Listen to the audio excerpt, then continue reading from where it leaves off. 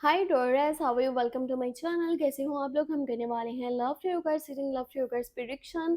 और ये प्रिडिक्शन होने वाली है वीकली प्रिडिक्शन, यानी कि आपकी एनर्जीज इन डिटेल चेक करेंगे, आपके पर्सन की एनर्जीज को भी डिटेल में चेक करेंगे कि उनका माइंडसेट, उनके इमोशंस, आपकी फीलिंग्स और आपका माइंडसेट, आपके इमोशंस क्या, आप किस एनर्जी में हो, वो किस एनर्जी में है, सारी चीज़ें डिटेल में देखेंगे। वीडियो को लाइक करना मत भूलना, चैनल पर न्यू हो सब्सक्राइब कर लेना ताकि आने वाली वीडियोस के भी नोटिफिकेशन आप तक पहुंच पाए।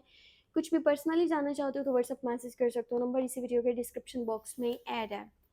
तो चलिए हम स्टार्ट करते हैं लव ट्रेवकर्स सिटिंग को, लव ट्रेवकर्स प्रिडिक्शन को, जो कि है 20 अक्टूबर से लेकर के 26 अक्टूबर तक के लिए। और स्टार्ट करते हैं आपकी खुद की एनर्जी के साथ और देख लेते हैं कि आपका माइंडसेट क्या है। एक कार्ड निकल के पहले ही आ चुका है, उसको भी शामिल करेंगे रीडिंग में।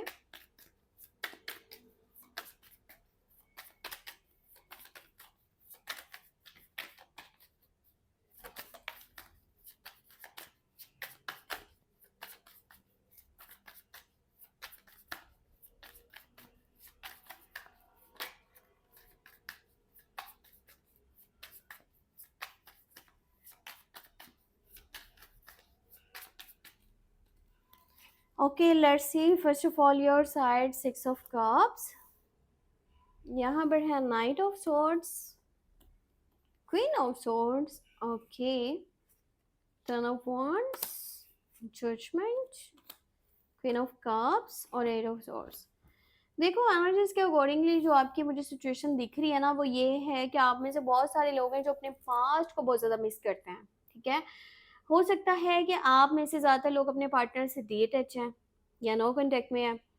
और कहीं ना कहीं मुझे लगता है कि आपके ऊपर ना आपकी फैमिली का भी बहुत ज़्यादा प्रेशर है या बर्डन्स हैं या जिम्मेदारियां हैं।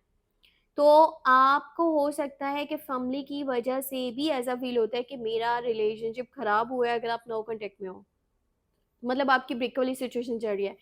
क्योंकि ना आपकी फैमिली की साइड से ऐसा था कि वो लोग नहीं मान रहे थे इस रिश्ते के लिए कि आप इस इंसान के साथ चलो और इसके साथ आगे अपना फ्यूचर सोचो।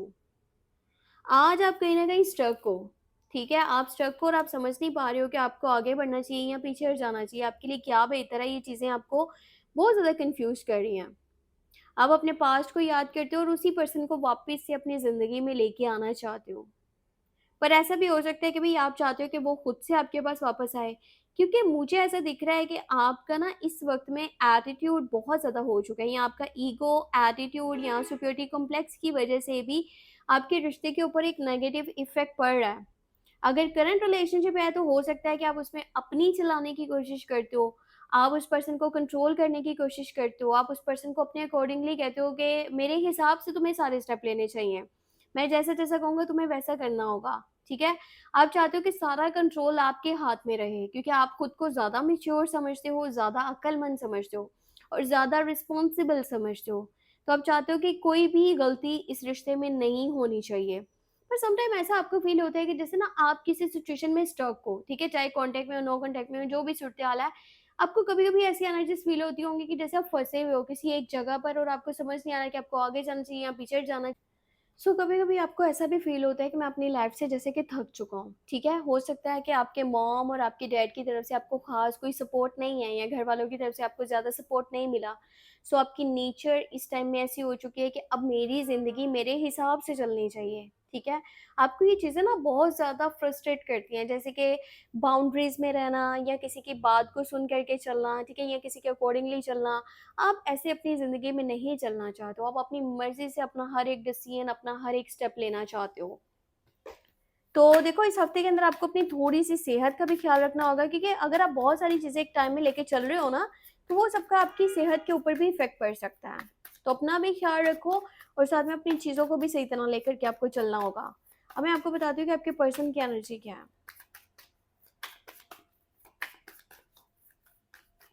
कम्युनिकेशंस को थोड़ा बेहतर तरीके से आप लेके चलो इस हफ्ते के अंदर। ये मत करना कि ईगो और एटीट्यूड के चक्कर में ना आप कम्युनिकेशन डिस्टर्ब करो, और कम्युनिकेशन के डिस्टर्ब होने की वजह से रिलेशनशिप जो है ना, वो आप लोगों का वीक हो सकता है, क्योंकि आपकी जैसे कम्युनिकेशंस के इस तरह प्रॉब्लम दिख रहे हैं। अब आपके पर्सन की एनर्जी में आपको इन डिटेल बताती हूँ। 2 of pentacle, 9 of cups, hangman, devil, justice, emperor और 10 ऑफ पेंटिकल। देखो, ये पर्सन की जो एनर्जी है ना, यहाँ पर बहुत बारीकी से आपको सारी चीज़ें समझनी होगी। एक इंसान की ख्वाहिश है कि वो आपके साथ चले, ठीक है? एक इंसान मैनिफेस्ट कर रहा है, दुआ कर रहा है, उसका ड्रीम है, डिज़ायर है कि आप उसको मिल जाओ हमेशा, हमेशा के लिए उसकी ज़िंदगी में शामिल हो जाओ और फिर आप लोग एक-दूसरे से कभी दूर ना जा पाओ। एक चीज़ उसको ये फ़ील होती है कि भई वो हर तरह से आपके साथ खुश रह सकता है, हर एक मोमेंट वो आपके साथ एन्जॉय करना चाहता है, लाइफ़ को सेलिब्रेट करना चाहता है, आपके साथ ही अपनी हर एक साँस लेना चाहता है। पर क्या है कि इस पर्सन का जब भी आपके साथ एटीट्यूड खराब होता है ना, ईगो में आ जाता है वो इंसान या उसको बहुत ज़्यादा ऐसा होता है ना कि वो ऑब्सेस्ड हो जाता है आपसे या पॉसेसिव हो जाता है आपके लिए या कंट्रोलिंग बिहेवियर का होता है या बॉसी नेचर का है, तो ये सारी चीज़ें क्यों हो रही हैं? ये सारी चीज़ें इसलिए हो रही हैं कि इस इंसान के ऊपर ना किसी ने कोई चीज़ करवाई भी है, जैसे कि जादू, टोना, तावीज़, कोई स्पेल, कोई ना कोई तो नेगेटिविटी इसकी लाइफ में है या फिर इसको बहुत बुरी नज़र लगी हुई है। उस वजह से भी इसकी ज़िंदगी में ये नेगेटिविटी आ रही है। ये पर्सन ना अपनी लाइफ के कुछ पास्ट में इसने ऐसे भी डिसीजन लिए थे या स्टेप लिए थे जिनके ऊपर ये मुझे हैंग दिख रहा है, ठीक है?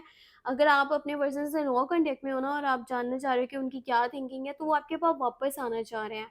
मुझे उनकी ख्वाहिश नज़र आ रही है कि वो इंसान आपसे बातचीत करना चाह रहा है, वो रिकन्सिलिएशन करना चाह रहा है, आपके साथ मिलना चाहता है और लाइफ में ये भी वो आपको शो कराना चाहता है कि वो हर एक मोमेंट आपके साथ गुज़ारना चाह रहा है। यानी कि उसकी विश हो आप, ठीक है? सो इस टाइम में वो मैनिफेस्ट भी करेगा और हो सकते हैं चांसेस हैं कि वो आपको कांटेक्ट भी करना चाहे और कर भी ले। पर यहाँ पे थोड़ा मुझे कन्फ्यूज़न भी दिख रही है जैसे कि या तो 2 लोगों में, 2 चीज़ों में या 2 सिचुएशंस में। क्योंकि एक पर्सन आपके पास आना चाह रहा है पर यहाँ पर देखो ना चाहे हम नो कॉन्टैक्ट की बात करें या कॉन्टैक्ट की बात करें, जो आपके पर्सन है ना जिसकी भी एनर्जी है, जिसके लिए भी आप इस रीडिंग को देख रहे हो, ये इंसान अपनी फैमिली के हाथों बहुत ज़्यादा मजबूर है। आपकी साइड से टर्न ऑफ वॉन्ट्स आपके ऊपर फैमिली के बर्डन्स हैं, ज़िम्मेदारियाँ हैं और यहाँ पर देखा जाए तो ये इंसान अपनी मर्ज़ी से अपनी फैमिली के साथ इस कदर सपोर्टिव है कि इसको लगता है कि मैं अपनी फैमिली के लिए एज़ अ सपोर्टिव पिलर की तरह हूँ। या जैसे एक सपोर्टिव पिलर कोई पिलर जैसे कि एक इमारत से निकल जा रहा है तो वो इमारत गिर जाती है, ठीक है? सो इसको ऐसा लगता है कि अगर इसने अपने इंसान यानी कि प्यार के लिए, रिलेशनशिप के लिए फैमिली के अगेंस्ट जाने का सोचा ना तो इसकी फैमिली के लिए ये टाइम बहुत मुश्किल हो सकता है या सोसाइटी में उनका नाम खराब हो सकता है। सो ये चाहता तो ऐसे था कि जो भी चीज़ें हो ना वो फैमिली बेसिस पे हो, फैमिली लेवल पर हो क्योंकि फैमिली की रज़ामंदी के अगेंस्ट जाना या उनकी खुशी के अगेंस्ट जाना, ये इसकी सोच में शामिल नहीं है। ये चाहते हैं कि फैमिली इस मेरे डिसीजन में खुश होनी चाहिए, ठीक है? हो सकता है कि आप लोगों में कुछ बातें इस तरह से भी हों जो कोर्ट मैरिज से रिलेटेड हैं, पर वहाँ पर ये यही बोलने वाले हैं कि मैं ऐसा कदम नहीं उठा सकता क्योंकि मैं अपनी फैमिली से बहुत ज़्यादा जुड़ा हुआ हूँ और मैं उनके अगेंस्ट नहीं जा सकता, मैं उनकी खुशी का बहुत ज़्यादा एहतराम करता हूँ, मैं उनको बहुत ज़्यादा वैल्यू करता हूँ। मुझे लगता है कहीं न कहीं इस पर्सन की ना फैमिली की तरफ से भी हो सकता है कि कोई चीज़ किसी ने ऐसी करवाई है या इनके जानने वालों में से, दोस्तों में से किसी ने जो नहीं चाहता कि आप लोग साथ में चलो, ठीक है? अब आप इस परेशानी में भी हो कि आप स्टक हो, आप तो इससे प्यार करते हो, अब आप क्या करो? और ये पर्सन भी चाहता आपको है, ठीक है? पर वही है ना कि थोड़ा टाइम बहुत अच्छे से गुज़ार लिया, फिर एकदम से माइंड चेंज हो जाना या वहाँ पर फिर से ये बोलना कि भई मैं अपनी फैमिली को नहीं छोड़ सकता, मैं ये नहीं कर सकता, मैं वो नहीं कर सकता, वो चीज़ें भी साथ में मुझे दिख रही हैं और इसके कन्फ्यूज़न की वज़ह से ये चीज़ें यहाँ पे डिस्टर्ब हो रही हैं, जो ये आपको कभी कुछ कह रहा है और कभी ये कुछ कह रहा है। सो ये यहाँ पर एनर्जीज़ हैं, ठीक है? सो आपने मेरी वीडियो को लाइक ज़रूर कर देना, चैनल पे न्यू हो सब्सक्राइब कर दो ताकि आने वाली वीडियोज़ के भी नोटिफ़िकेशंस आप तक पहुँच पाएँ और अपना बहुत सारा ख्याल रखना, मुझे अपनी दुआ में लाज़मी याद रखना। Take care, bye bye.